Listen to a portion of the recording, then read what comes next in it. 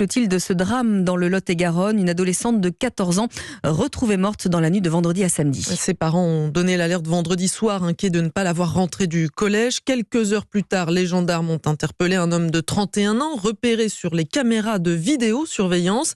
Le suspect a rapidement reconnu le meurtre, Stéphane Place. Grâce aux images de vidéosurveillance de la ville de Tonneins, les gendarmes repèrent une voiture. Avec l'immatriculation, ils disposent d'un nom et quand les militaires interpellent ce suspect de 31 ans chez lui, dans le Marmandais, il n'est pas surpris. « Je sais pourquoi vous êtes là ». Très rapidement, il reconnaît avoir tué l'adolescente et leur indique une maison abandonnée à une quinzaine de kilomètres au nord de Tonneins.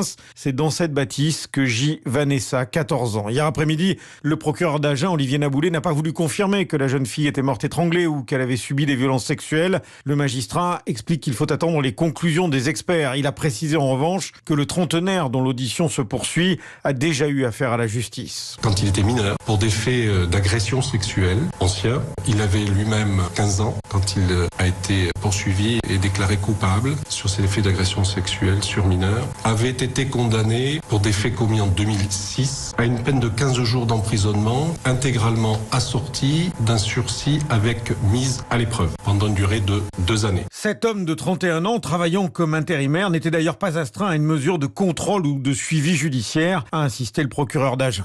Les précisions de Stéphane Place.